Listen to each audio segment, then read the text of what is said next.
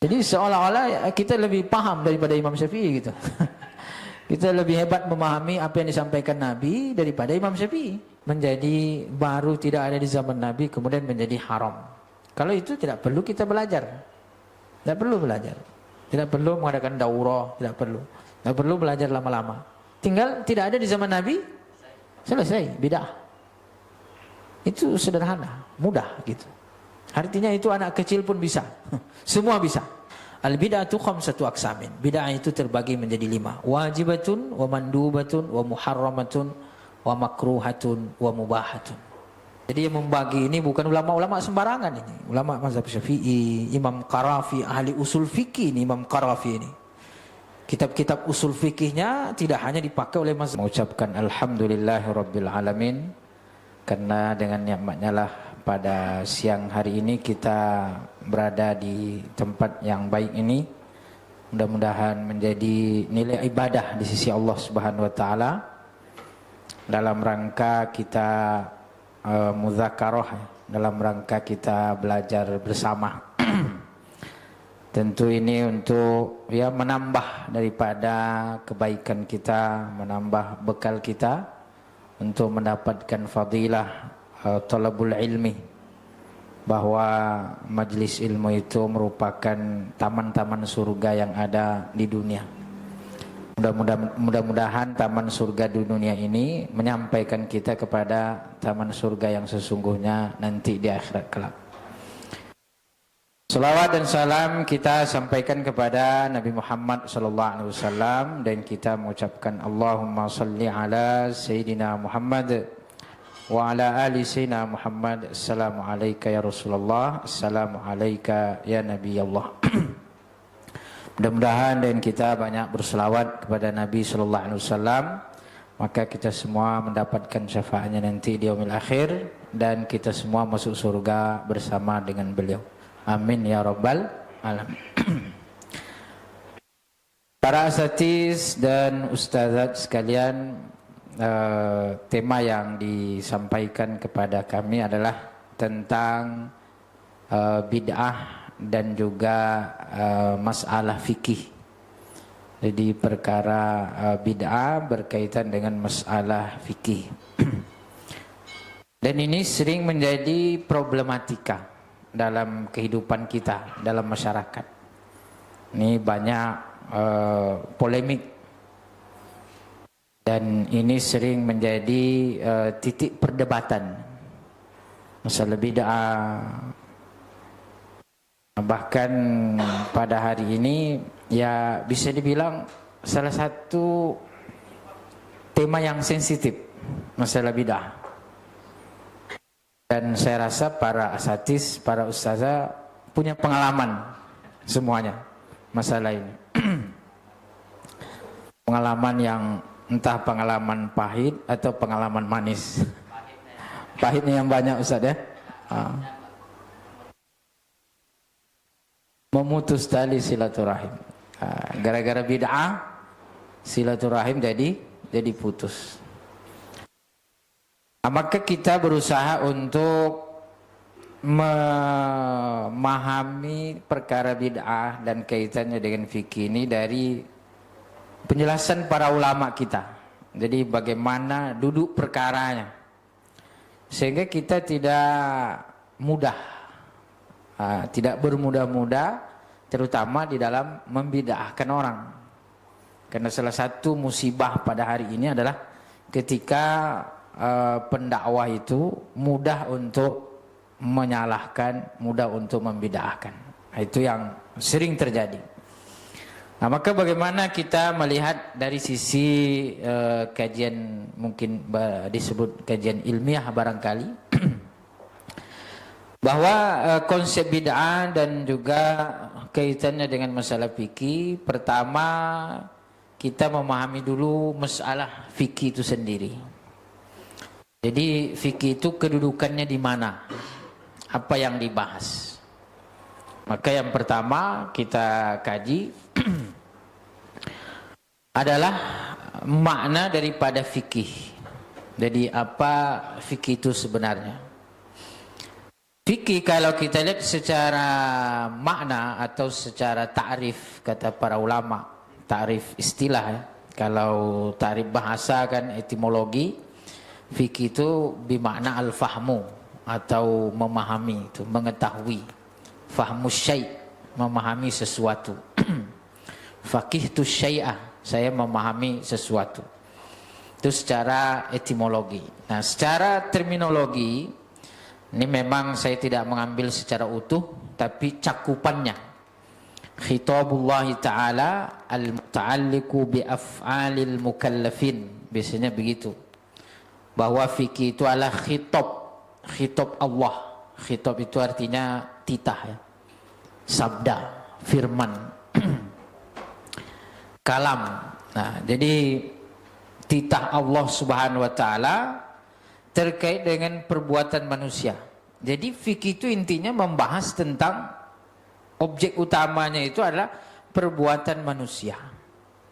Di perbuatan manusia dari aspek apa? Dari aspek hukum yang 5. Yaitu wajib, sunnah, mubah, makruh dan haram. Nah, itu yang menjadi objek utama masalah fikih. Jadi perbuatan manusia. Nah, makanya kalau kita belajar fikih, berarti kita belajar tentang hukum-hukum yang 5. Nah, makanya nanti bagaimana hukum-hukum ibadah di dalam sholat, bagaimana hukum-hukum muamalah, bagaimana hukum-hukum terkait dengan qadaya pernikahan, qadaya talak, qadaya rujuk. Akan itu semua bagian daripada objek bahasan fikih. Mulai dari ibadah, mulai kemudian masuk kepada muamalah, masuk kepada munakahat, masuk kepada al-muhakamat. Kan itu urusan fikih kan begitu tuh. Mulai dari ibadah dimulai dari toharoh. Nah, kemudian masuk pada muamalah, masalah riba, masalah jual beli, masalah ijarah, istisna, sewa menyewa, mudharabah. Kalau sekarang lingkup besarnya itu atau tema yang sering diangkat adalah ekonomi Islam. Itu aspek fikih muamalah. Masuk nanti masalah munakahat, nikah, khitbah, dimulai dari khitbah, syarat-syaratnya, ketentuannya, kemudian tolak, rujuk. Tapi itu dipelajari ya. Maksudnya untuk diketahui, bukan untuk dipraktekkan. Jangan menikah, habis itu talak, habis itu rujuk. Karena apa? Alasannya bahwa ilmu itu untuk dipraktekkan. Jadi sudah belajar nikah, udah belajar talak pula, udah belajar rujuk, dirujuk pula lagi. Jadi itu sebagai ilmu bagi kita, sebagai bekal, bukan untuk diaplikasikan. Jadi ada juga ilmu itu tidak untuk dipraktekkan gitu. Tapi untuk diketahui. Tapi kalau ibadah sholat, kita mengetahui keutamaannya, fadilah, tentu untuk dilaksanakan.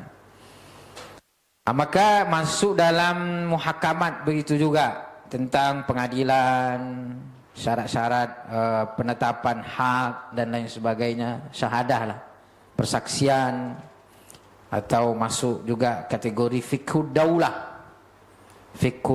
fikih tentang kenegaraan. Syekh Yusuf Qaradawi itu luar biasa, beliau menulis satu kitab itu fiqhud daulah, fikih tentang kenegaraan. Jadi Syekh Yusuf Qaradawi beliau punya banyak karya yang menghususkan tema-tema khusus.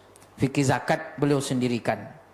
Maka kalau kita baca buku beliau cukup dalam kajiannya karena disendirikan gitu.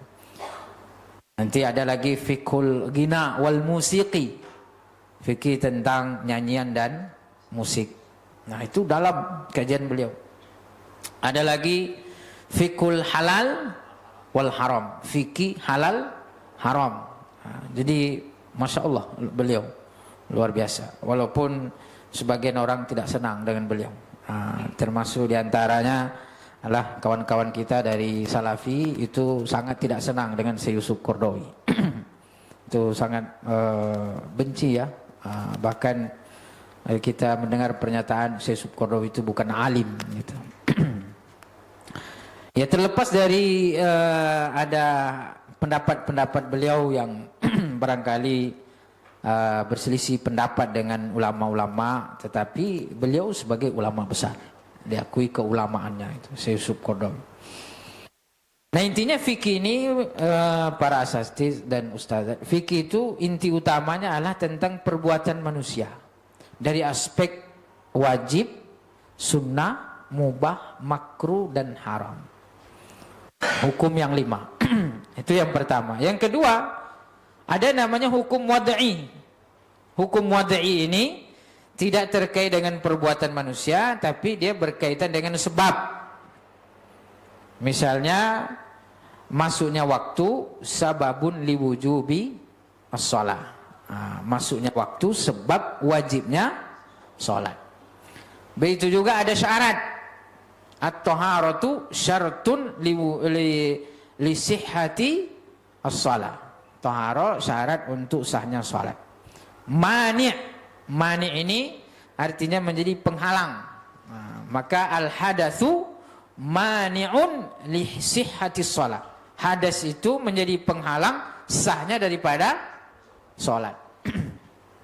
Dan begitu juga dengan sah. Ketika sesuatu terpenuhi rukun dan syaratnya, maka disebut dengan sah. Itu hukum wad'i. Jadi hukum secara umum itu ada 2. Hukum taklifi dan hukum wad'i. Itu biasanya ini dikaji secara khusus mendalam dalam kajian ilmu usul fikih. Maka fikih objeknya adalah terkait dengan hukum taklif. Perbuatan manusia berkaitan dengan hukum taklif. Jadi fikih itu ingin menghukumi perbuatan kita. Masuk kemana dia? Masuk wajibkah, sunnah, mubah, makruh, haram. Itu yang diinginkan oleh fikih. Terlepas dia apakah itu perkara itu sudah ada di zaman Nabi atau perkara itu belum ada di zaman Nabi. Karena intinya fikih ingin menghukumi perbuatan kita. Hukum makan kerbau misalnya. Maka dihukumi sebagai boleh misalnya kan. Pada dasarnya boleh gitu. Kan boleh kan Pak ya, Satis. Makan kerbau boleh ya? Boleh atau tidak? Masuk kemana? Boleh ya? Ya tentu dimasak dulu, disembelih dulu ya kan. Jadi pada dasarnya boleh, kecuali kalau nanti misalnya dia menjadi bangkai, maka di situ haram. Nah maka misalnya kayak kerbau nih menjadi bangkai, itu dia najis, haram. Tapi yang haram itu bukan kerbaunya yang haram, tapi yang haram itu apanya? Yang haram itu apanya? Makannya yang haram.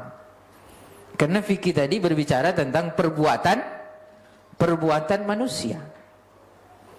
Maka dari segi apanya yang haram? Dari segi makannya, menjualnya.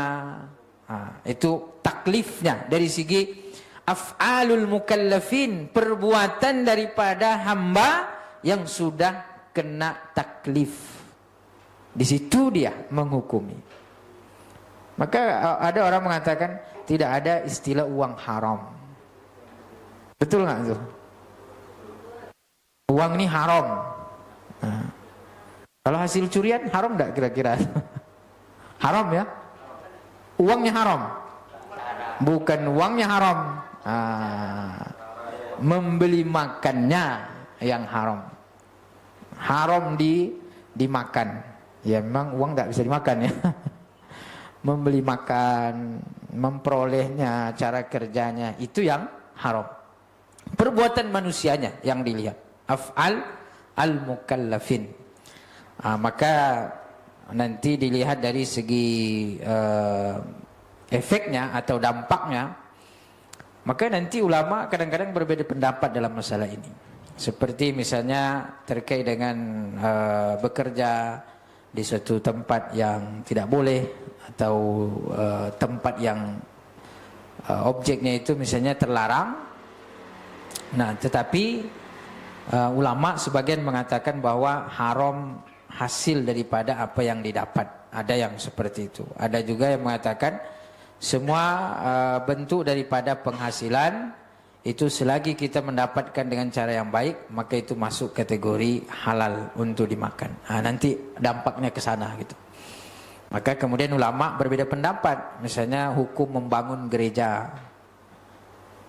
Misalnya seorang muslim dia ikut bekerja membangun gereja misalnya, apa hukumnya gitu. Kalau dalam mazhab Syafi'i tidak boleh kan? Tidak boleh, karena masuk sebagai kategori pekerjaan yang haram. Kalau dalam mazhab Imam Abu Hanifah dia boleh, karena nanti dampaknya di situ bahwa pekerjaan tidak ada yang haram. Jadi itu yang dibahas oleh para ulama kita. Sama hari ini seperti misalnya Gojek ya, Gojek. Apa hukumnya mengantarkan misalnya makanan haram untuk dimakan gitu.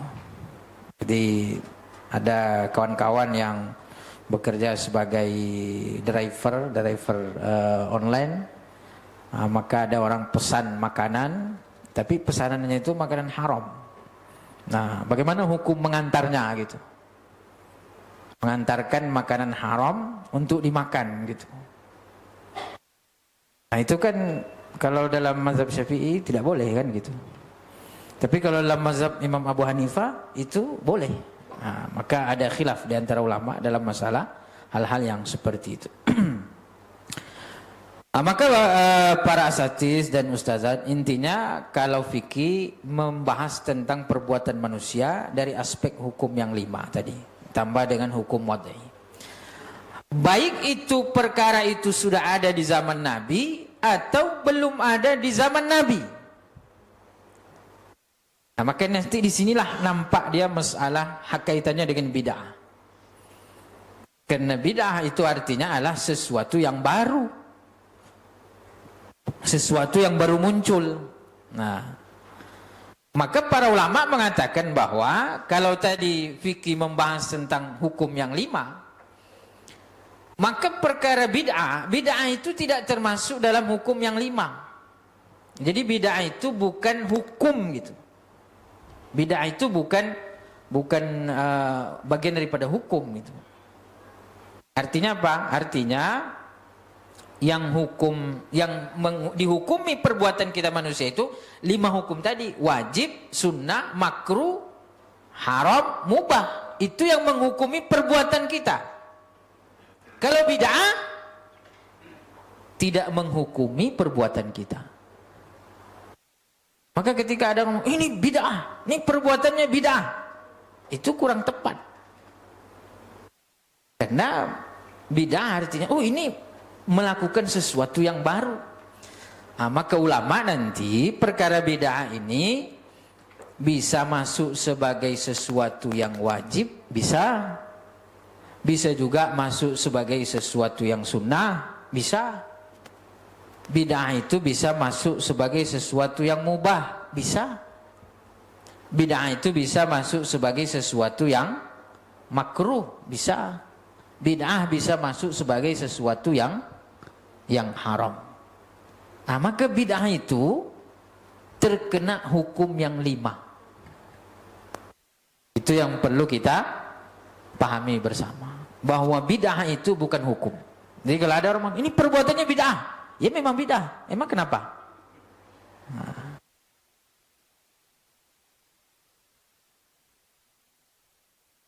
Kullu bid'atin dolalah ya. Wa kullu dolalatin finnar. Nah, maka nanti kita coba lihat makna kullu di situ, bahwa kullu bid'ah. Nah, maka di situ perkara bid'ah bukan hukum. Jadi bid'ah itu bukan hukum. Itu yang perlu kita ketahui. Disampaikan oleh para ulama kita. Dulu saya pernah ikut tentang daurah terkait dengan bid'ah, masalah bid'ah. Itu disampaikan bahwa bid'ah itu bukan hukum, tapi bid'ah itulah yang perlu dihukumi. Maka ketika orang mengatakan ini adalah bid'ah, tunggu dulu. Betul dia sebagai bid'ah, tapi masuk kepada bid'ah yang mana? Nah, jadi kalau ada orang awam mengatakan ini bid'ah, itu hati-hati. Karena perkara bid'ah itu perlu dicari hukumnya. Perlu dicari hukumnya. Mencari hukum itu kira-kira kerjaan siapa? Nah, mencari hukum itu adalah pekerjaan para ulama, mujtahid, atau ya yang mengerti tentang ilmu fikih secara mendalam. Jadi bukan pekerjaan sembarangan orang. Nah, maka perkara bid'ah itu perlu dicari hukumnya. Bagi contoh misalnya ketika Nabi SAW wafat, maka Abu Bakar Siddiq radhiyallahu anhu atau sahabat, sebagian sahabat ingin mengumpulkan Al-Quran menjadi satu mushaf. Kira-kira itu bid'ah atau gimana? Bid'ah. Karena tidak pernah dilakukan oleh Nabi mengumpulkan Al-Quran menjadi satu mushaf. Sehingga Nabi SAW betul, beliau tidak pernah ketika selesai membaca Al-Quran, Sadaqallahul Azim, kemudian Al-Qurannya dicium. Karena mushaf Al-Quran ketika itu belum ada. Nah, jadi mencium mushaf itu bid'ah. Hanya saja bid'ahnya masuk sebagai kategori bid'ah yang mana, kan begitu. Nah, ketika sahabat ada yang ingin membukukan atau memushafkan Al-Quran, maka di situ yang dicari apakah masuk kategori yang mana. Jadi sahabat itu berdebat apakah kita laksanakan atau tidak gitu. Jadi tidak langsung mengatakan jangan dibuat.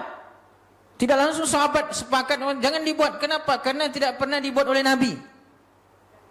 Betul, ada perselisihan. Karena ketika Nabi meninggalkan sesuatu, bisa jadi sesuatu itu memang tidak boleh. Tarkun Nabi SAW. Nabi meninggalkan sesuatu, bisa jadi sesuatu itu memang tidak boleh. Betul. Jika Nabi tidak membuat, bisa jadi itu adalah haram, tidak boleh. Betul. Tapi bukan itu makna satu-satunya. Nabi meninggalkan bukan otomatis menjadi tidak boleh. Tidak otomatis.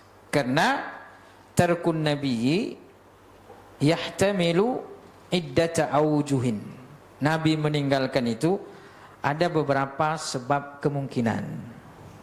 Jadi tidak ketika Nabi meninggalkan otomatis itu menjadi haram. Tidak. Oleh karena itu banyak hal-hal yang Nabi tinggalkan itu boleh kita laksanakan. Dan ada hal-hal yang ditinggalkan oleh Nabi itu tetap boleh dilakukan oleh para sahabat atau generasi setelahnya.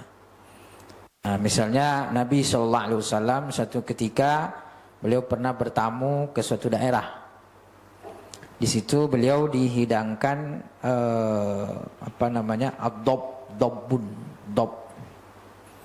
dob itu semacam hewan ya. Hewan kadal, bukan biawak ya. Kalau biawak terlalu besar. Jadi semacam kadal gurun. Nah, itu dob. Itu kemudian dihidangkan kepada Nabi SAW. Lalu kemudian Nabi SAW tidak memakannya. Nah, beliau meninggalkan, tidak dimakan.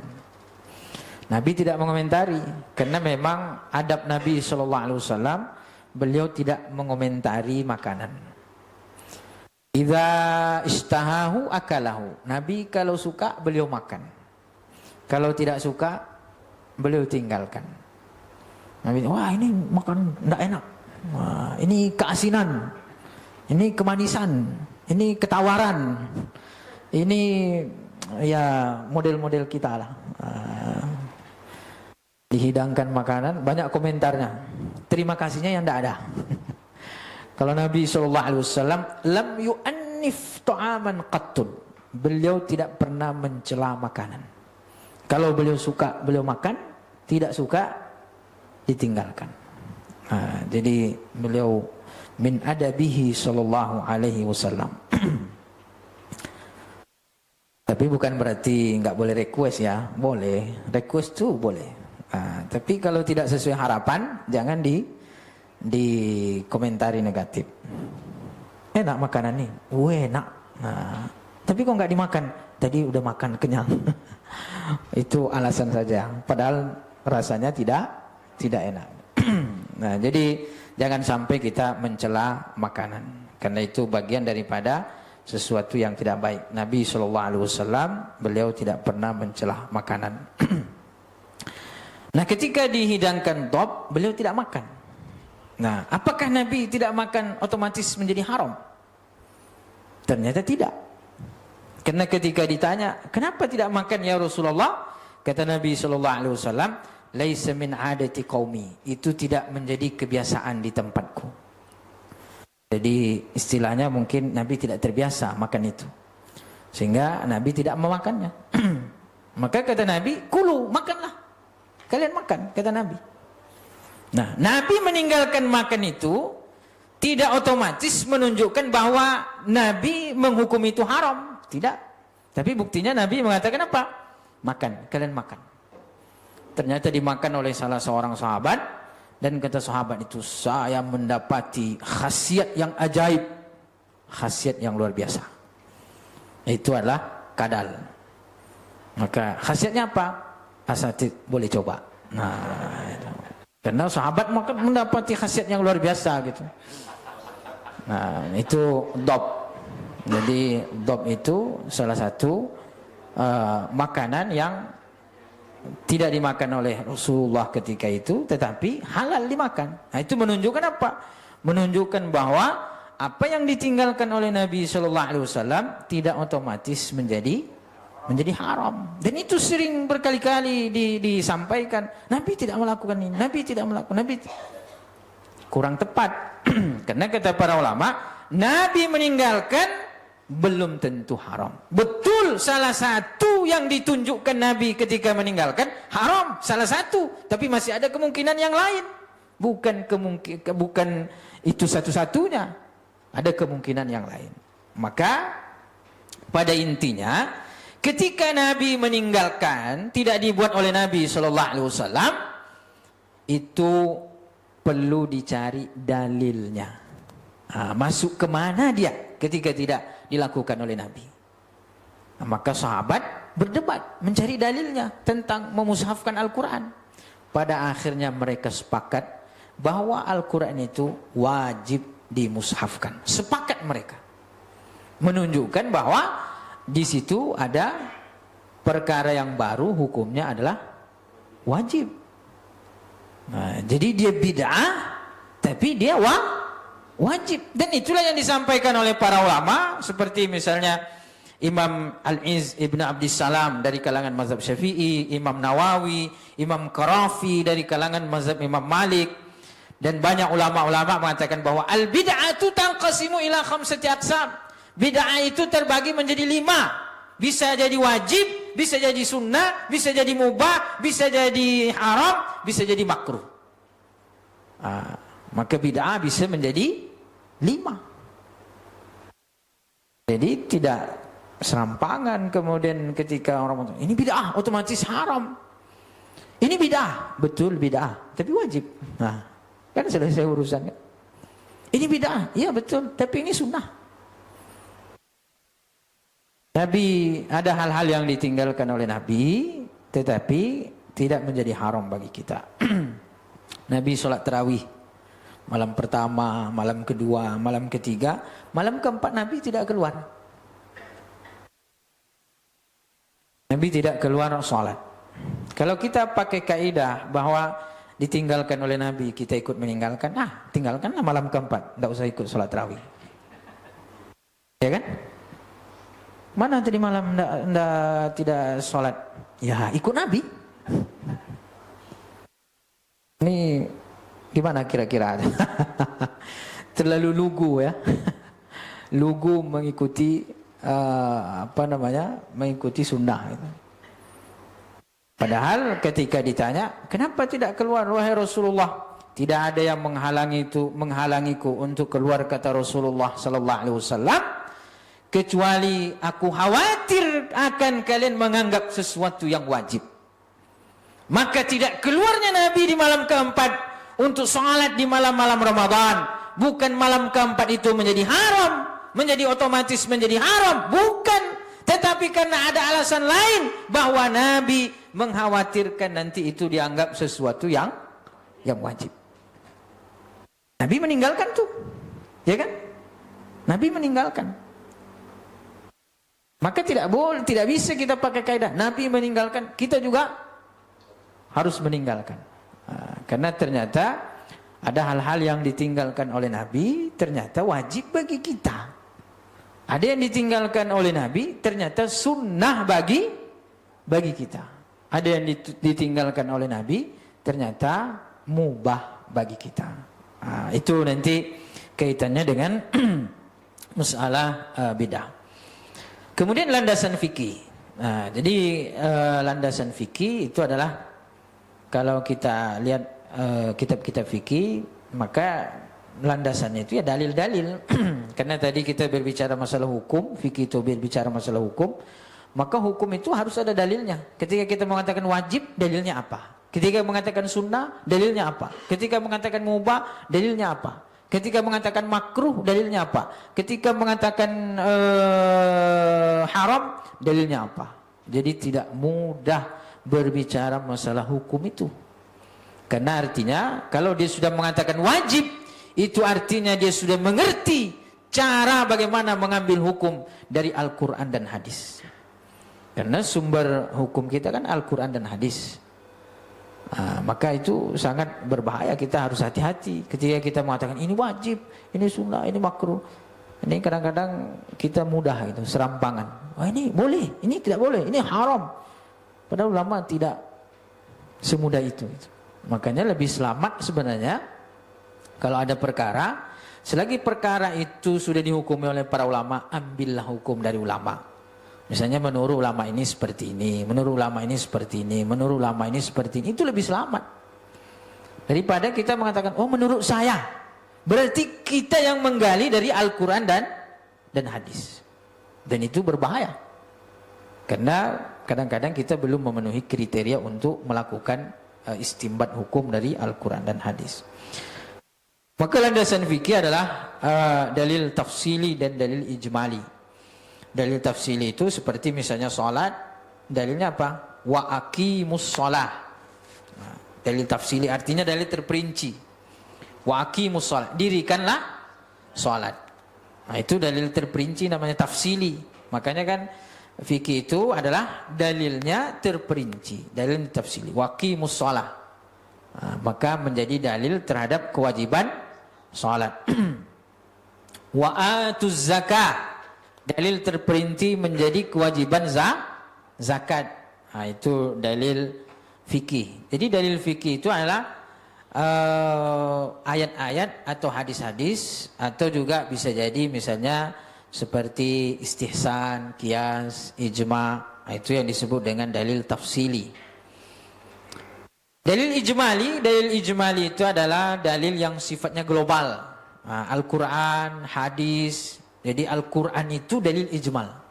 Apa dalil daripada sholat? Al-Quran. Al-Quran itu ijmal, global. Itu. Dalil terperincinya apa? Ayat wa aqimu sholah. Jadi kalau kita lihat fikih, dalilnya itu baik dalil tafsili ataupun dalil ijmali. Makanya ulama usul fikih membahas dengan baik. Al-Quran sebagai dalil, hadis sebagai dalil, qiyas sebagai dalil, kemudian sunnah sebagai ijma' sebagai dalil. Itu ulama usul fikih yang mengkaji bahwa dalil yang bisa dijadikan dalil itu Al-Quran, hadis, kemudian ijma, kemudian kias, apalagi yang diperselisihkan ada juga istihsan, istishab, masalih al-mursalah, syar'u man qablana. Nah, itu dalil-dalil yang diperselisihkan. Itu yang membahas siapa? Ulama usul fikih yang membahas itu. Bahwa ini sebagai dalil, bahwa ini sebagai dalil gitu. Itu bahasanya para ulama usul fikih. Jadi kalau global itu ulama usul fikih yang membahas. Maka ulama usul fikih mereka tidak masuk ke perincian-perincian. Yang masuk ke perincian siapa? Ulama fikih. Nah, ketika ulama fikih mengatakan bahwa kita wajib hukum daripada salat itu adalah wajib. Dalilnya adalah wa aqimus salata. Nah, terperinci. Artinya sudah selesai. Aqimus salat itu apa? Al-Quran. Al-Quran dalil atau tidak? Dalil menurut ulama usul fikih. Sudah selesai. Masalih al-mursalah. Maslahah al-mursalah misalnya. Nah, dalil bagi ulama usul fikih. Sehingga ketika ulama fikih mengatakan ini dalilnya adalah maslahat. Ketika Umar bin Khattab radhiyallahu anhu misalnya auqafa Umar bin Khattab radhiyallahu anhu qat'a yadis sariqi fi zamanihi. Di zaman Umar bin Khattab radhiyallahu anhu beliau pernah menghentikan hukum potong tangan. Padahal dalil Al-Qur'annya jelas. As-sariqu was-sariqatu faqta'u aydiyahuma. Yang mencuri laki-laki atau perempuan maka tangannya dipotong. Nah, maka dalam hukum Islam ya kalau memenuhi kriteria tentu tidak langsung ya. Ada mencuri ayam misalnya langsung potong tangan. Tidak semudah itu gitu. Kenapa? Karena ada ketentuannya, ada batasnya, ada nisabnya. Nah, sendal kita hilang misalnya, ketahuan orangnya potong tangannya. Nah, itu terlalu ekstrim nanti. Nah, kalau gitu tangan dia yang harus dipotong. Jadi melaksanakan hukum Islam itu tidak artinya tidak sesederhana juga. Karena nanti misalnya yang melaksanakan potong tangan itu nanti ulil amri, pemerintah. Setelah dikaji bahwa memang dia terpenuhi syarat untuk diberikan hukuman itu. Kalau ada kemungkinan keraguan, maka al-hudud tudra'u bisyubhat. Hudud itu dibatalkan karena syubhat. Ini kalau kira-kira ragu, ini jangan-jangan dia mencuri ini mungkin karena kelaparan, bukan karena keinginannya untuk mencuri, tapi karena dia terpaksa. Maka itu ada syubhat di situ, sehingga hukuman tidak bisa dilaksanakan. Nah, makanya di zaman Umar bin Khattab beliau memberhentikan hukum potong tangan. Kenapa? Karena di saat itu terjadi krisis ekonomi yang berat. Sehingga orang-orang mencuri bukan karena keinginan, tapi karena terpaksa. Jadi terpaksa dia mencuri, bukan karena pilihannya gitu. Tapi dia terpaksa. Maka Umar bin Khattab radhiyallahu anhu menghentikan hukum potong tangan. Alasannya apa? Maslahat. Nah, maka dalil daripada fikih itu juga maslahat. Nah, tapi ini kan tidak mudah gitu. Dikit-dikit maslahat, nanti tidak sholat maslahat pula nanti kan. Nah, jadi korupsi maslahat. Nah, maka yang melakukan istimbat hukum ini kan bukan sembarangan orang. Yang mengambil hukum itu bukan, tapi itu adalah para ahli fikih gitu. Memang para ulama yang mengambil hukum dari situ gitu. Nah, itu dalil fikih baik dari dalil tafsili maupun dari dalil ijmali. Nah, maka kemudian para asatiz dan ustazah yang dimuliakan Allah Subhanahu wa taala, itu garis besar fikih secara umum, gambarannya. Kemudian kita masuk dalam perkara bid'ah. Nah, tentu juga kita harus melihat dari ta'rifnya, dari pengertian bid'ah. Pengertian bid'ah ini banyak disampaikan oleh para ulama, tapi salah satu yang disampaikan oleh Imam Ibnu Rajab. Nah, kenapa kita ambil Imam Ibnu Rajab? Karena beliau ini mazhabnya Hambali. Nah, jadi kita ingin mengatakan bahwa ulama-ulama Hambali, ulama-ulama bermazhab Hambali tidak seperti yang sering digambarkan bahwa mazhab Hambali itu keras, dikit-dikit bid'ah. Makanya ada sebuah kitab yang membahas bahwa bagaimana mazhab Hambali itu dalam masalah akidah, dalam masalah fikih, dalam masalah tasawuf, dalam masalah ilmu kalam itu. Karena seringkali digambarkan bahwa mazhab Hambali itu anti terhadap tasawuf misalnya, anti terhadap ilmu kalam misalnya. Maka di sini kita mengambil bid'ah yang dimaksud dengan bid'ah dari Imam Ibnu Rajab Al-Hambali. Di dalam kitabnya Jami'ul Ulum wal Hikam. Ini populer kitab ini, terkenal sekali. Kata beliau, al-muradu bil bid'ati, yang dimaksud dengan bid'ah adalah ma uhditsa mimma laysa lahu aslun. Nah, jadi kata beliau, yang dimaksud dengan bid'ah itu adalah sesuatu yang baru. Mimma laysa lahu aslun, yang tidak punya asal. Aslun di situ maksudnya dalil. Dalil itu ada dalil apa? Ada dalil khusus, ada dalil umum. Nah, jadi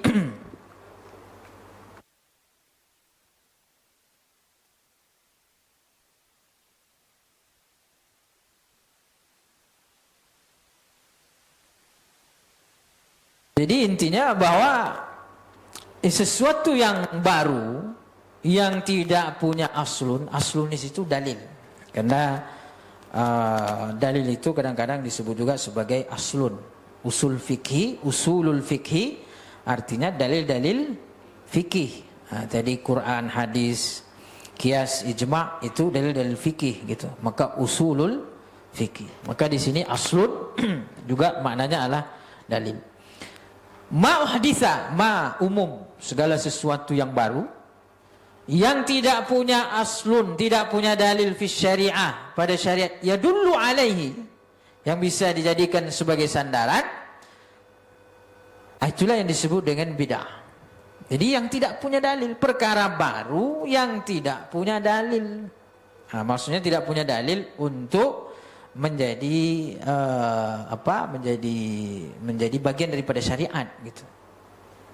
Wa amma ma kana lahu aslun fi syar'i, adapun yang punya dalil, maksudnya adapun perkara baru yang punya asal daripada syariat atau punya dalil, falaisa bi bid'atin, maka bukan termasuk perkara bid'ah.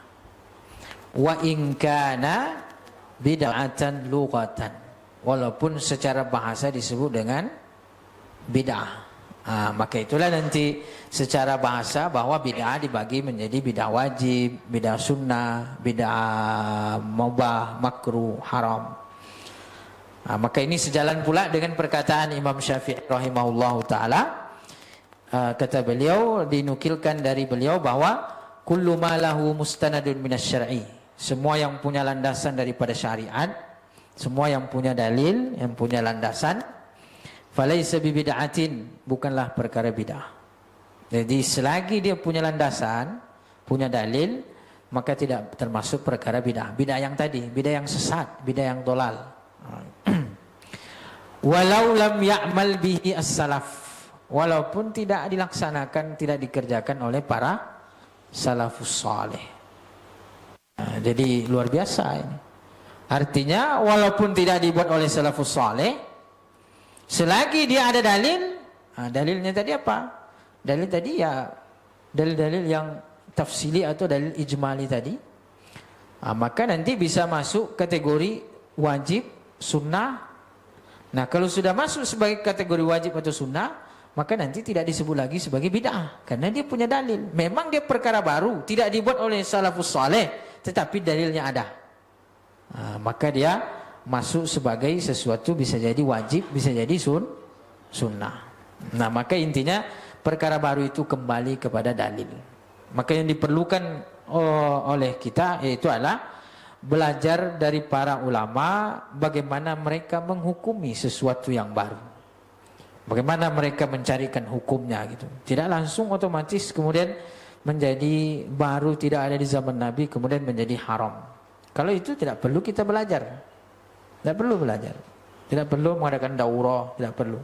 Tidak perlu belajar lama-lama. Tinggal tidak ada di zaman Nabi, selesai, bidah. Itu sederhana, mudah gitu. Artinya itu anak kecil pun bisa. Semua bisa. Maka hal itu sama sekali tidak tepat. Itu perkara bidah. Qala ulama al-bid'atu khamsatu aqsamin. Nah, ulama di sini Imam Syafi'i, Imam Qarafi, Imam Malik, Imam Al-Iz Ibnu Abdissalam. Nah, maka tadi pada dasarnya perkara baru secara bahasa, bid'ah secara bahasa artinya perkara yang baru itu kalau dilihat dari segi dalil, jadi perkara baru kalau dihadapkan kepada dalil. Ini perkara baru nih. Perkara baru dihadapkan kepada dalil. Asuransi. Zaman Nabi tidak ada asuransi. Perkara baru kan? Dihadapkan kepada dalil. Siapa yang menghadapkan kepada dalil? Ulama. Asuransi dihadapkan kepada dalil. Maka nanti dalilnya apa? Dalilnya kemana membawa? Itulah tergantung. Nanti dalilnya bisa membawa ke wajib, bisa. Asuransi wajib misalnya, bisa jadi. Hari ini bank-bank syariah banyak yang mewajibkan asuransi. Nah. Atau bisa jadi menjadi sunnah, atau bisa jadi menjadi boleh, bisa jadi menjadi haram, bisa jadi menjadi makruh.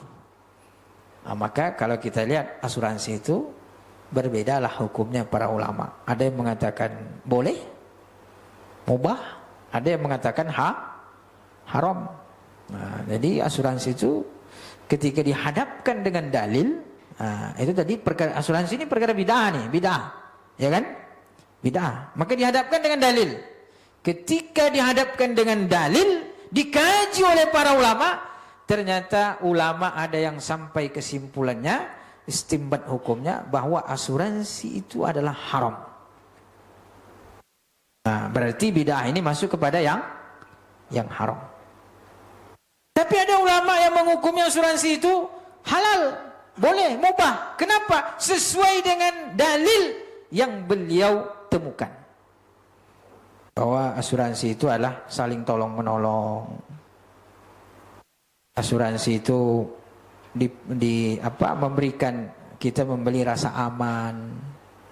Ketika kita mengasuransikan misalnya kendaraan kita, maka di situ ada rasa aman. Rasa aman itulah yang dibeli. Dibeli itulah yang dibayar. Maka salah seorang ulama besar mengatakan bahwa asuransi adalah halal. Itu yang konvensional. Jadi asuransi konvensional ada perbedaan antara ulama. Ini halal, ini haram. Berbeda pendapat. Nah, jadi perkara bid'ahnya ini diperselisihkan oleh para ulama setelah mencari dalilnya gitu. Lalu kemudian muncullah para ulama memberikan alternatif. Diberikanlah alternatif, dimunculkanlah asuransi syariah. Nah, itu sebagai alternatif. Qala ulama, Imam Syafi'i, Imam Qarafi, minal Malikiyah, Al-Imam Al-Iz Ibnu Abdissalam, al-bid'atu khamsatu aqsamin. Bid'ah itu terbagi menjadi 5. Wajibatun, wa mandubatun, wa muharramatun, wa makruhatun, wa mubahatun. Jadi yang membagi ini bukan ulama-ulama sembarangan ini. Ulama mazhab Syafi'i, Imam Qarafi, ahli usul fikih ini Imam Qarafi ini. Kitab-kitab usul fikihnya tidak hanya dipakai oleh mazhab Maliki, tapi juga dipakai oleh semua mazhab. Imam Qarafi terkenal. Imam Al-Iz Ibnu Abdissalam, kitabnya Qawaidul Ahkam menjadi sumber kajian fikih yang sangat penting. Bahkan menjadi sumber kajian utama dalam maqasid syariah. Al-Imam Al-Iz Ibnu Abdissalam merupakan ulama besar dari kalangan mazhab Syafi'i. Di sini juga ada Imam Nawawi, Imam Abu Syamah, ahli hadis. Jadi yang mengatakan bid'ah itu terbagi menjadi 5 bukan ulama kaleng-kaleng. Ini ulama-ulama besar, tidak hanya ahli dalam fikih, Imam Al-Izz Abdissalam ini bukan hanya ahli dalam fikih, ahli dalam hadis, ahli dalam tasawuf, ahli dalam banyak ilmu. Al-Imam Al-Qarafi Al-Maliki tidak hanya ahli dalam bidang fikih, usul fikih, ahli dalam hadis. Imam Nawawi, wa ma adraka ma Imam Nawawi. Siapa Imam Nawawi? Semua beliau dalam bahasa ilmu pakar hadis, pakar fikih, pakar usul fikih, Imam Nawawi. Nah, beliau termasuk yang mengatakan bahwa bid'ah itu terbagi menjadi 5. Guru Imam Nawawi, Imam Abu Syama. Beliau mengatakan bahwa termasuk di antara perkara bid'ah yang baik pada hari ini, kata guru Imam Nawawi, adalah melaksanakan Maulid Nabi Muhammad, al-ihtifalu bi maulidin Nabi sallallahu alaihi wasallam.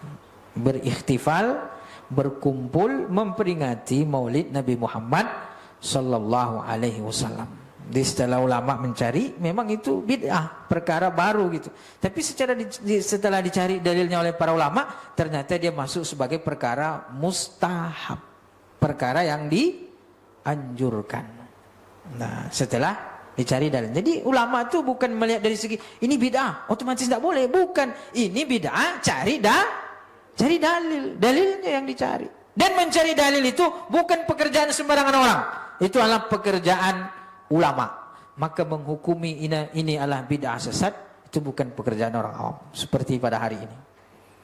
Hari ini menghukumi bid'ah itu semua orang bisa. Semua orang bisa. Baru belajar 3 hari, jangan pula daurah 3 hari ini habis ini bid'ah. Jadi tidak mudah gitu. Qala al-Imam An-Nawawi qauluhu sallallahu alaihi wasallam. Nah, ini tadi Imam Nawawi berkata bahwa hadis Nabi sallallahu alaihi wasallam, kullu bid'atin dhalalah, hadis tadi ini tidak umum. Karena sudah ditakhsis.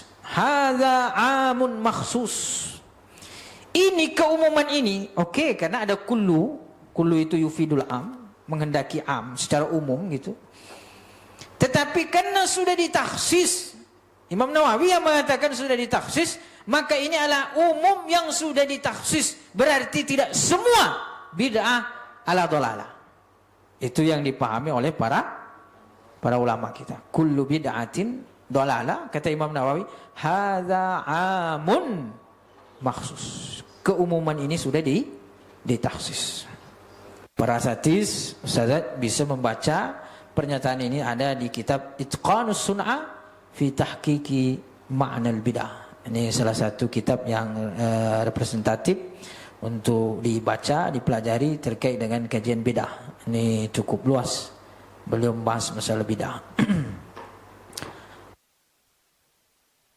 Banyak ungkapan-ungkapan ulama termasuk di sini misalnya syarh hadis man ahdatsa fi amrina hadza ma laysa minhu fa huwa raddun ma laysa minhu mimma yunafihi aw la yashhadu lahu syai'un min qawaidihi wa adillatil amma. Jadi maksud hadis bahwa man ahdatsa fi amrina hadza ma laysa minhu fa huwa raddun, itu maksudnya adalah sesuatu yang tidak punya dalil, maka mardudun, butlan, itu munafatuhu li adami masyru'iyati bil kulliyah, karena memang tidak boleh. Itu yang dimaksud. Jadi dalil-dalil itu menunjukkan bahwa itu tidak boleh, maka itu yang ditolak oleh syariat. Wa amma ma la yunafi dzalika bi syadilahu syai'un min adillati syar'i aw qawaidihi.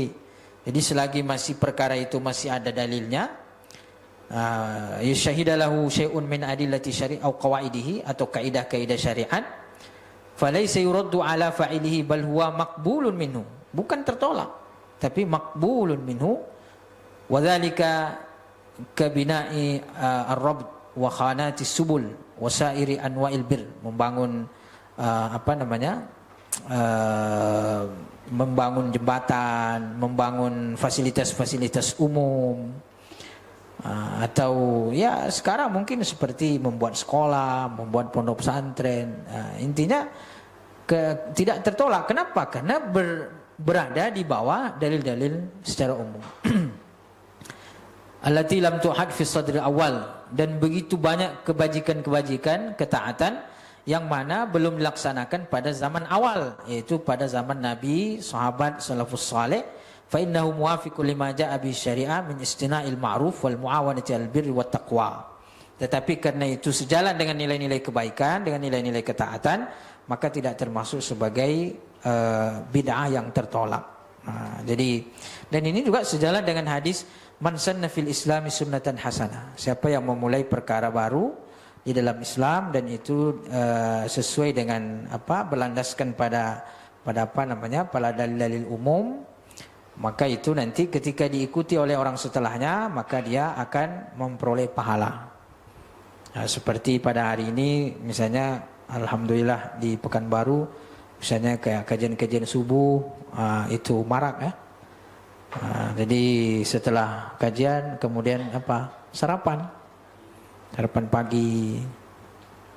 Jadi pengurus misalnya bangun masjid, habis itu buat kajian, habis kajian makan, habis kajian makan, pokoknya habis kajian makan, habis kajian subuh makan, habis kajian subuh Ahad makan, subuh Sabtu makan, subuh Jumat makan, pokoknya makan. Kan itu bid'ah kan gitu. Nah, tetapi itu kan berada di bawah dalil kaidah-kaidah syariat. Kenapa? Karena majelis ilmu itu jelas bahwa sesuatu yang istimewa. Memberi makan sababun lidukhulil jannah. At'imut ta'am wa sallu bin yasin wa sallu bil laili wan nasu niyamun tadkhulul jannata bisalamin. Bangunlah salat di malam hari ketika manusia sedang tidur, berbagilah makanan, maka kamu akan masuk surga dengan selamat. Tentu syarat dan ketentuan berlaku. Bukan itu saja gitu, bukan makan beri makan habis itu tidak sholat masuk surga. Tentu terkait dengan yang lain. Artinya apa? Artinya pekerjaan itu ada landasannya. Maka tidak masuk sebagai dalil bid'ah yang tertolak. Kama waqala Umar radhiyallahu anhu fi jam'in nasi li salati tarawih fil masjid. Nih, kita bisa melihat misalnya ketika Umar bin Khattab mengumpulkan para masyarakat ketika itu umat Islam untuk melaksanakan sholat tarawih secara berjamaah di masjid. Kemudian beliau berkata apa? Wa qala ni'matul bid'ah hiya. Itu adalah sebaik-baik perkara bid'ah. Maka itu menunjukkan bahwa hadis tadi kullu bid'atin itu sudah ditaksis. Tidak mungkin sekelas Umar bin Khattab melakukan perkara bid'ah yang menyebabkan itu masuk neraka. Masa Umar bin Khattab tidak tahu perkara itu kan gitu? Tidak tahu bahwa hadis Nabi itu umum, tidak ditaksis. Tentu Umar bin Khattab jauh lebih hebat daripada kita, kan begitu? Maka ya marilah kita beradab kepada para ulama. Oke, kita boleh berbeda pandangan, mungkin kita tidak setuju dengan ulama, tapi jangan kemudian dengan mudah kita memberikan statement-statement yang bertentangan dengan apa yang disampaikan oleh para ulama-ulama kita.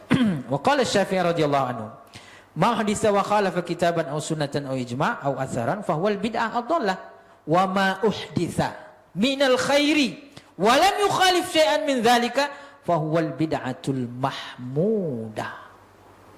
Siapa itu? Imam Syafi'i. Atau kita ingin mengatakan mau ikut Syafi'i atau ikut Nabi?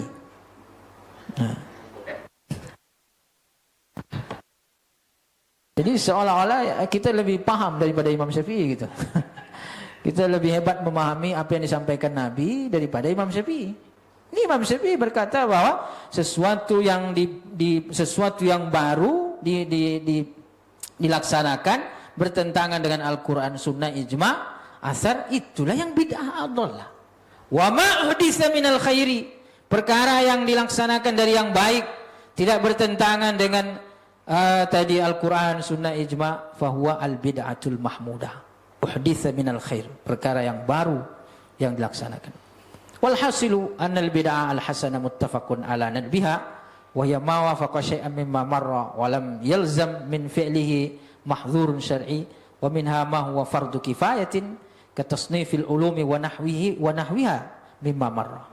Jadi di sini dicontohkan bid'ah hasanah yang wajib, seperti misalnya menyusun atau membukukan ilmu-ilmu pengetahuan, ilmu nahwu, ilmu fikih, ilmu usul fikih, itu semua tidak ada di zaman Nabi sallallahu alaihi wasallam. Qala al-Imam Abu Syamah, Syekhul Musannif. Ini Imam Abu Syamah, gurunya Imam Nawawi. Ahli hadis besar, ulama besar. Wa min ahsani ma ibtudi'a fi zamanina ma yuf'alu kullu amin fil yaumil muwafiqi li yaumi maulidihi sallallahu alaihi wasallam min as-sadaqati wal ma'ruf wa izhari az-zina was surur fa inna dhalika ma'a ma fihi min al-ihsan ila al-fuqara mush'irun bi mahabbatihi sallallahu alaihi wasallam wa ta'zimihi wa jalalati fi qalbi fa'ili dhalika wa syukrillahi subhanahu wa ta'ala ala ma man nabihi min ijadi rasuli sallallahu alaihi wasallam alladhi arsalahu rahmatan lil alamin sallallahu alaihi wasallam. Ini masalah maulid. Di kata beliau, sesuatu yang baik itu apa yang baru yang dilakukan pada zaman kita ini adalah ketika hari kelahiran Nabi, maka ada yang bersedekah. Pokoknya memunculkan kegembiraan. Ada yang berselawat. Ada yang berbagai macam bentuk kegembiraan dimunculkan. Maka itulah peringatan Maulid Nabi Muhammad sallallahu alaihi wasallam. Wa dzaba ila hadzal ra'y al-Imam Nawawi wal Imam Ibnu Abdissalam minal ulama. Intinya ini semua menunjukkan bahwa qala an-Nawawi fi tahdzibil asma al-bid'atu bi kasril ba'i fi syar'i hiya ihdatsu ma lam yakun fi ahdi Rasulillah sallallahu alaihi wasallam wa hiya munqasimatun ila hasanatin wa qabihah. Imam Nawawi, perkataan Imam Nawawi bahwa bid'ah dibagi menjadi hasanatun wa qabihah, baik dan buruk. Qala Syekh Izzuddin Ibn Abdissalam yang kita sebutkan tadi, al-bid'atu munqasimun ila wajibatin wa muharramatin wa mandubatin wa mubahatin. Wa tariqu fi dzalika an tu'rada al-bid'atu ala qawaidis syar'i.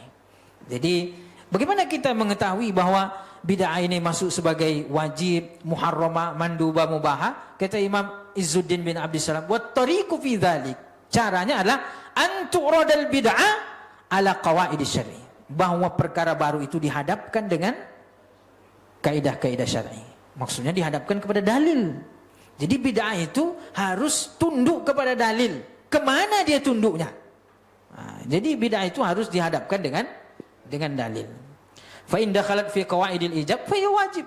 Kalau dalil menunjukkan wajib, maka bid'ah itu menjadi wajib. Ini sudah jadi.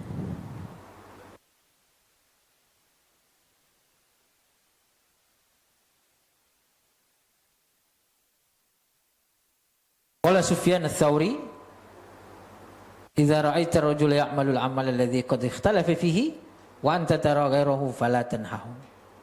Jadi, ini intinya kesimpulan bahasan kita. Artinya, perkara baru itu ketika dihadapkan dalil bisa saja ulama berbeda. Istinbat hukumnya nanti berbeda. Jadi sangat memungkinkan.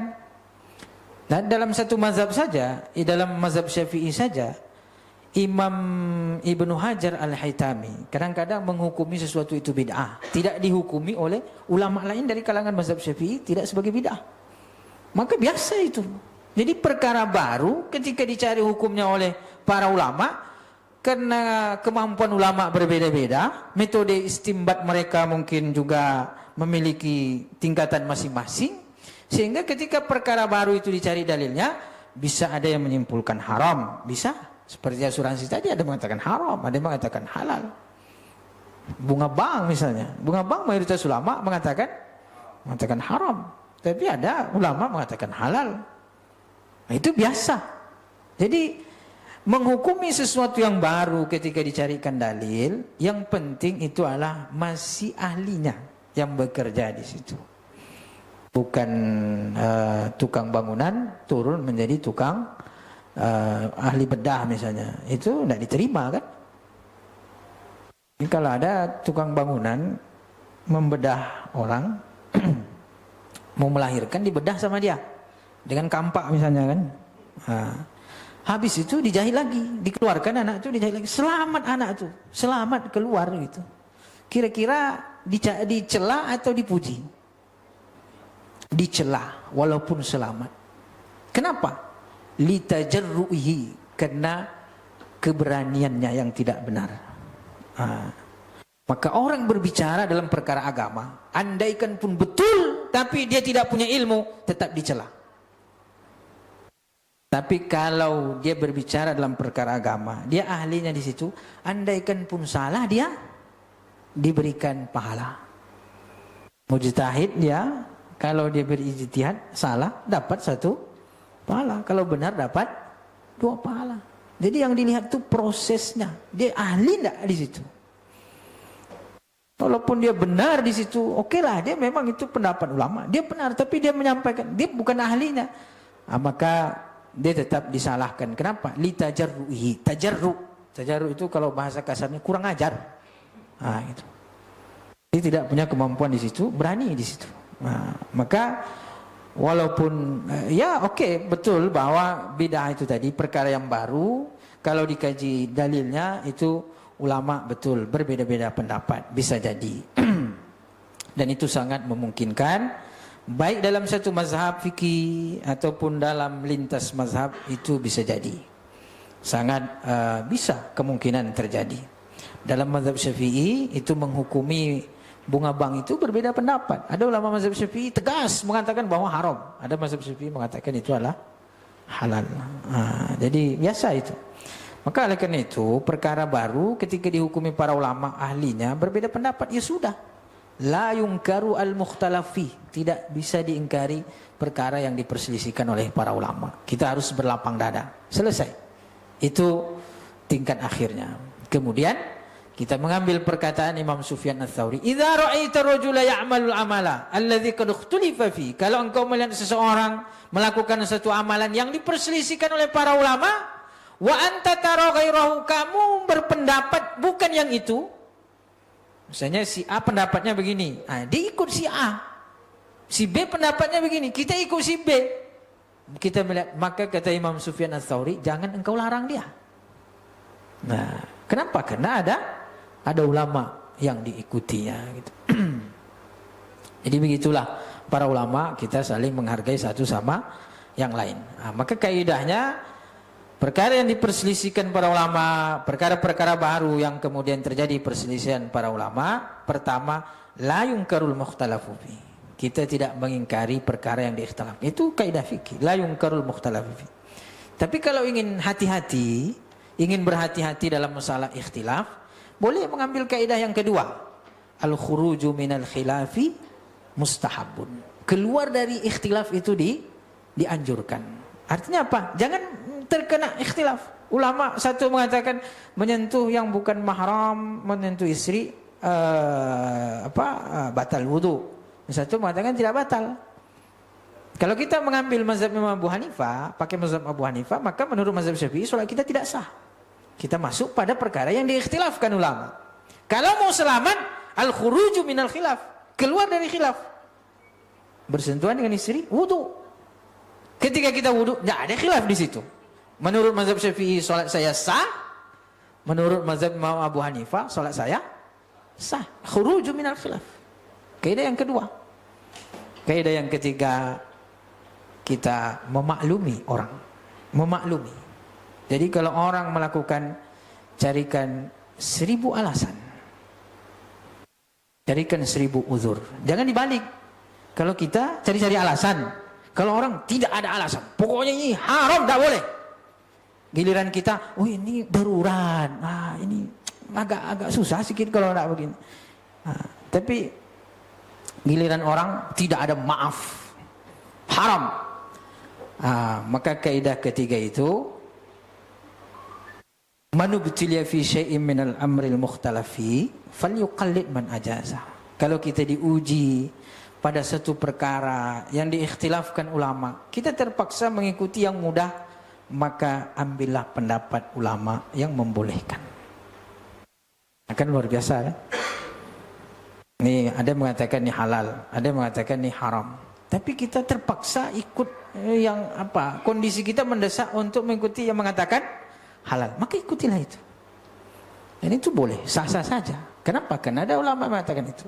Maka kalau ada orang berbeda dengan kita, maka kita carikan uzur bahwa dia barangkali terpaksa melakukan itu, bahwa dia harus mengikuti itu. Dia ikut pendapat ulama yang membolehkan. Maka kita saling menghargai satu sama lain. Begitu Kalau kita lihat secara kaitan antara fikih dengan bidah. Wallahu taala ala walam. Syukran wa jazakumullahu khaira. Terima kasih dan mohon maaf. Baik, silakan Ustaz kalau ada diskusi. Kalau masih ada waktu.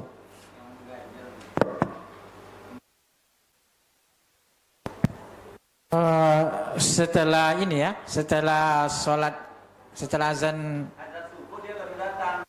Mau sholat 2 kali ya.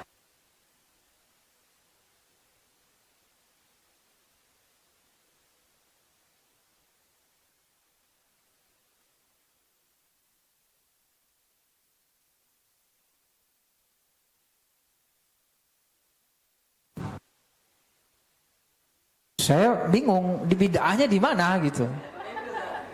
Karena sholat tahiyatul masjid sunnah, sholat qabliyah bidah, sunnah juga gitu.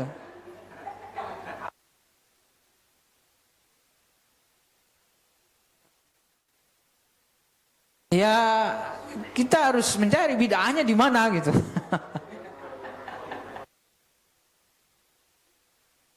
Itu kalau kita lihat secara sepintas, sholat tahiyat itu sunnah, sholat qabliyah sunnah muakkad. Berarti dua-duanya adalah sunnah. Nggak ada bidah malah di situ. Tidak bisa juga dikatakan bidah hasanah, karena tidak bidah sama sekali.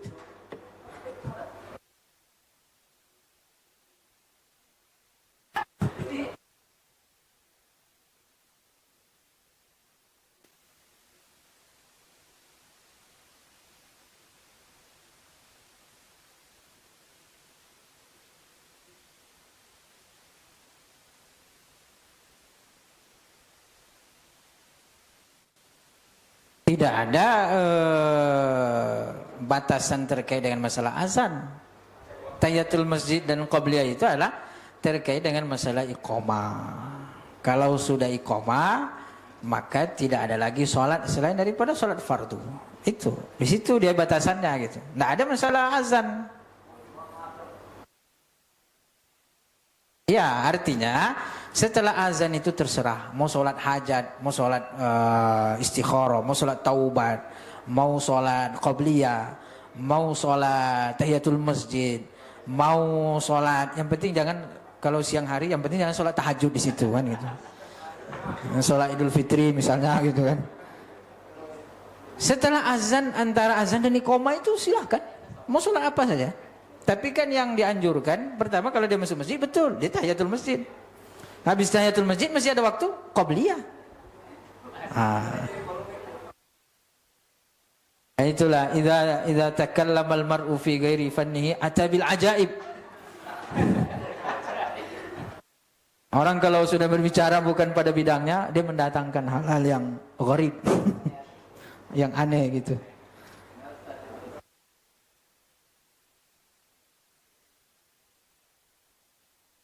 Jadi kalau orang mengatakan ini bid'ah, bid'ah masuk kategori bid'ah yang mana? Misalnya dia mengatakan ini bid'ah yang haram mungkar, dalilnya apa? Jadi sekali-kali kita yang nanya dalil sama dia. Jangan kita terus suruh belajar gitu. Sekali-kali dia bilang bid'ah, tanyalah bid'ah yang mana? Ini menurut Imam Syafi'i ini bid'ahnya ada sekian nih, ada 5. Bid'ah mungkar, masuk neraka. Dalilnya apa? Pulang dia, tidak bisa dalil.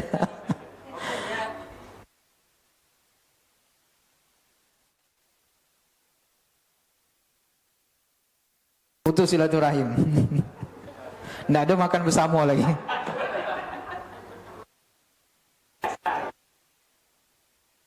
Ya makanya tadi kan bid'ah itu harus dihadapkan kepada dalil, sehingga dia akan nanti masuk menjadi wajib, menjadi sunnah, menjadi mubah, makruh, haram. Maka kalau ada orang dengan semangat ini bid'ah, bid'ah apa? Bid'ah yang mana? Baru kemudian mungkar, haram, dalilnya. Kan selama ini dikit-dikit kan kita dimintai dalil kan gitu. Jadi sama dengan ketika orang mewajibkan itu butuh dalil, maka mengharamkan juga butuh dalil. Jadi melarang itu juga butuh dalil. Mewajibkan, mensunahkan butuh dalil. Mengharamkan butuh dalil. Jadi kalau melaksanakan melaksanakan dikatakan bid'ah, kita sudah memberikan dalil, dia menghukumi haram, sekarang dalilnya apa? Biar sama-sama belajar kan gitu. Kita tahu dalil kita ini, kenapa kita melaksanakan? Karena dalilnya ini. Dia mengharamkan, dalilnya apa? Nah. Karena mengharamkan itu butuh dalil. Nabi SAW mengatakan bahwa kalau dia mengatakan begini, kan tidak dibuat oleh Nabi. Nabi itu tidak mengatakan ma taraktu fantahu. Nabi tidak mengatakan begitu. Sesuatu yang kutinggalkan, tinggalkan. Nabi tidak mengatakan begitu. Hadis Nabi begini, ma amartukum anhu fa'tu mastata'tum. Yang kuperintahkan laksanakan semampu kalian. Wa ma nahaitukum. Wa ma nahaitukum. Bukan wa ma taraktu. Bukan. Nabi wa ma nahaitukum. Apa yang kularang, tinggalkan. Yang kularang. Nabi tidak mengatakan apa yang kutinggalkan, tinggalkan. Bukan. Nabi mengatakan apa yang kularang, maka melaksanakan butuh dalil, meninggalkan butuh dalil. Nah. Kalau kita ini haram, tidak boleh, dalilnya apa? Jadi jangan ketika melaksanakan saja butuh dalil, tapi juga ketika diharamkan. Haram itu hukum, haram itu hukum, butuh dalil ya. Nah, jadi begitu sederhananya gitu. Kalau dikaji lebih mendalam, tentu ulama mengkaji jauh mendalam itu. Tapi sederhananya begitu. Maka kalau kita lihat tadi itu Pak Ustadz, itu tidak ada yang bid'ah di situ. Karena sholat tahiyatul masjid sunnah, dalilnya ada jelas. Kemudian dan bukan perkara baru gitu. Tapi kalau dilaksanakan, dikatakan misalnya karena dilaksanakan masjid yang baru, ya itu bid'ah. Kalau itu kita bid'ah semua nih kan. Wajah kita tak ada sama Nabi kan. Kemudian sholat qabliyah sunnah, tidak ada yang bid'ah di situ. Maka kalau dia mengatakan bid'ah, justru dialah yang perlu ditanya. Apa dalil dia sampai dia mengatakan bid'ah? Apa dalilnya gitu? Terserah. Dia mengatakan itu bid'ah hasanah, mau bid'ah mungkar, tapi biasanya itu bid'ah dolalah semua kan. Intinya ketika dia masukkan sebagai bid'ah, dalilnya apa? Ya siapa tahu dia misalnya mengambil pendapat yang mengatakan bid'ah itu ada yang hasan. Oke lah, masuk bid'ah hasanah. Dalilnya apa? Itu. Karena itu tidak masuk sebagai, kalau kita lihat secara sepintas, bukan masuk sebagai bid'ah. Bid'ah itu artinya perkara yang tidak dibuat oleh Nabi dan salafus saleh. Lebih spesifik lagi, tidak dibuat oleh Nabi. Silakan Ustaz.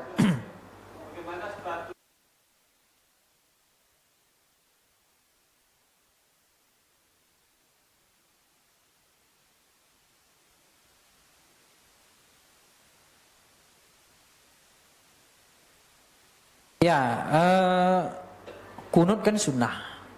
Jadi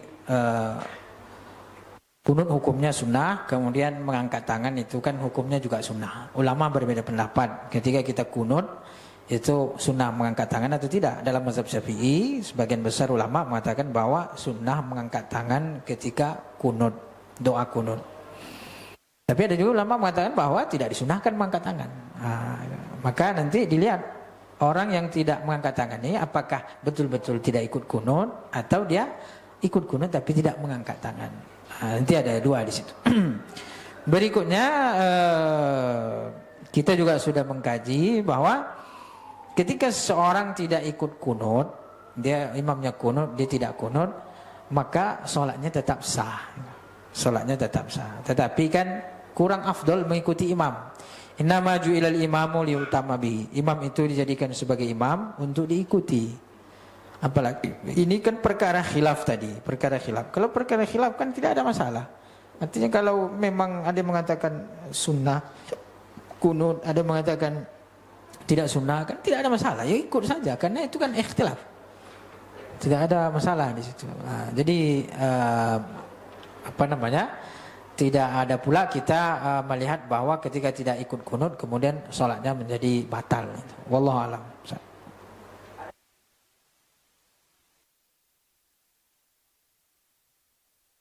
Kalau anak yatim fakir, dia malah lebih utama gitu.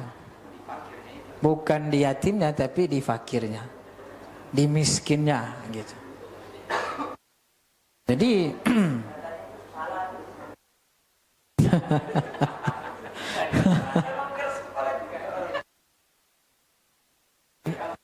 nanti tanya dalilnya Ustaz. Nah, jadi kalau pulang dalilnya apa gitu.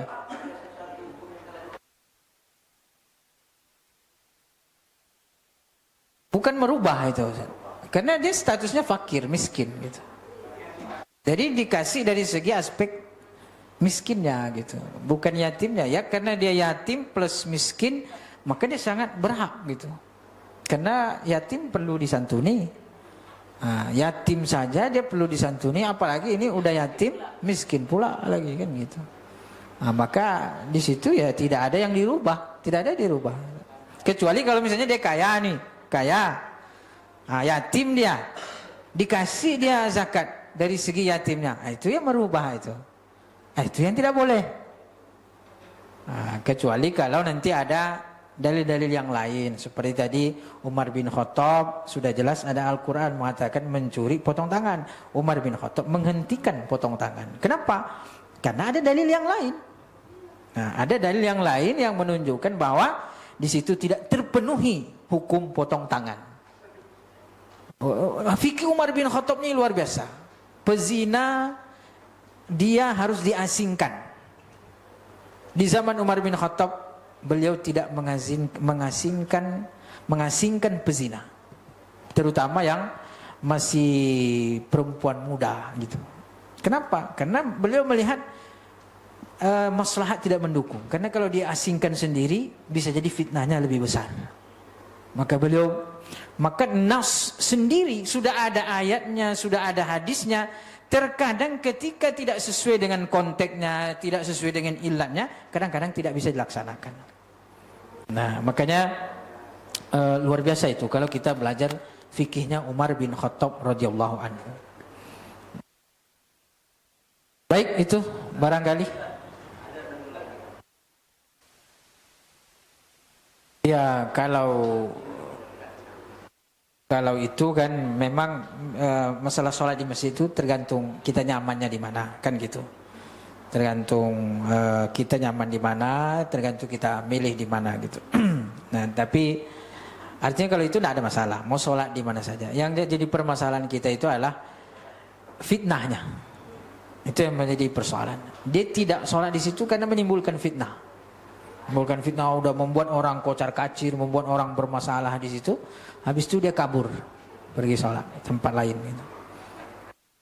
Andaikan dia mampu menaruh kukunya di situ sesuai dengan keinginan dia sholat di situ tuh. Makanya mari kita jaga masjid kita masing-masing. Jaga masjid kita. Nah, karena kenapa dia pergi? Tidak nyaman. Kalau dia nyaman, dia akan menguasai di situ dan kita yang akan diusirnya. Nah, kan begitu. Maka mari kita jaga. Nah, ini mari kita menjaga nilai-nilai Ahlus Sunnah di Pekanbaru, di kota kita. Karena nilai-nilai Ahlus Sunnah ini betul-betul moderat, betul-betul membuat hati kita nyaman, mengikuti para ulama-ulama besar, Imam Nawawi, Imam Syafi'i, Imam Qarafi. Itu nyaman kita mengikutinya, tenang hidup kita gitu. Daripada kita melihat orang dikit-dikit menghukumi tidak jelas, dalilnya sembarangan, serampangan, ngaji sebentar sudah. Kita dulu diajarkan oleh ulama, belajarlah bertahun-tahun untuk berbicara 2-3 patah kata, kan begitu. Ini enggak belajar sebentar untuk menghukumi orang banyak. Jadi terbalik gitu. Wallahu alam. Jadi fitnahnya bukan masalah dia mau sholat di mana, itu urusan masing-masing. Tapi yang kita sayangkan itu adalah fitnah yang ditimbulkannya gitu. Wallahu alam. Silakan. Iya, Ya, sesuatu yang kita yakini, suatu pendapat, tidak boleh kita memaksakan orang. Artinya tidak bisa kita memaksakan orang. Maka Imam Ats-Tsauri tadi kan, kemudian ada ulama-ulama lain mengatakan kalau engkau menganut suatu mazhab, maka jangan paksakan mazhabmu itu kepada orang lain, tidak boleh gitu. Betul bahwa sholat berjamaah ada yang fardu ain, ada fardu kifayah, ada sunnah muakkad, kan begitu. Itu dari segi hukum. Nah, kita berbicara ini kan tidak hanya dari segi hukum saja, tapi kita juga sebagai dai itu berbicara dari segi fadilah dan keutamaan itu. Setelah hukumnya kita tahu, ini hukumnya seperti ini hukumnya seperti ini hukumnya seperti ini. Betul, ya sholat berjamaah ada yang mengatakan sunnah muakkad. Tapi kan kita tidak hanya berhenti di situ. Kita masuk kepada fadilah, mau'izah, keutamaan. Sholat berjamaah 27 derajat. Makanya kalau untuk hukum sholat berjamaah ini jangan dibahas panjang-panjang. Jadi kalau lagi bahas sholat berjamaah singkat saja. Ini hukumnya begini nih. Kalau perlu jamaah itu tidak dengar gitu kan. Ini cuman amanah ilmu kita sampaikan. Ini biar nanti jangan pula seorang istri suaminya sholat di rumah dia mau, bang sholatnya tidak sah, berdosa. Kenapa tidak sholat di masjid? Kan itu sudah masalah itu. Padahal di situ ada perbedaan ulama gitu. Nah, karena saya pernah diadukan oleh seorang suami, dia dihukumi sholatnya oleh istrinya tidak sah. Karena sholatnya di rumah, dia tidak berjamaah gitu. Nah, Pak, dikatakan, ini tidak sah sholatnya gitu. Padahal di situ kan ada khilaf ulama. Nah, itu tataran hukum. Jadi ada tataran hukum dia. Tataran hukum itulah yang membuat kita berlapang dada. Tapi kalau kita masuk pada keutamaan, itu luar biasa. Keutamaan sholat berjamaah itulah yang panjang disampaikan. Sampaikan hadis-hadisnya, termasuk daripada motivasi sahabat. Ada yang buta berusaha ke masjid, ada yang sakit berusaha ke masjid, Nabi sakit berusaha ke masjid, Nabi sakit berusaha sholat berjamaah. Itu yang panjang disampaikan. Sudah sampaikan panjang-panjang itu, tetap juga dia nggak ke masjid. Ya mau diapain lagi? Kalau dia meninggal, tetap kita sholatkan, tetap kita mandikan, tetap kita. Itu menghormati. Nah itu tadi kita balik kepada la yungkaru al-mukhtalafu fi. Tidak bisa kita ingkari perkara yang diikhtilafkan oleh ulama. Gitu. Jadi sikap kita masalah hukum itu betul, masalah hukum itu kita menghormati, saling menghargai, tapi dari segi fadilah dan keutamaan harus kita sampaikan gitu. Nah, itulah yang maka ada istilahnya tataran hitam putih hukum.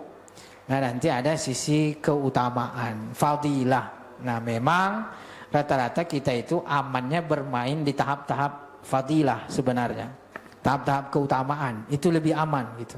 Jadi kalau kita tidak terlalu mendalam masalah fikih, jangan bermain di ranah itu. Bermainlah di ranah-ranah fadilah. Ayo kita sholat berjamaah, ayo kita sedekah, ayo kita kasih makan-makan, kan gitu.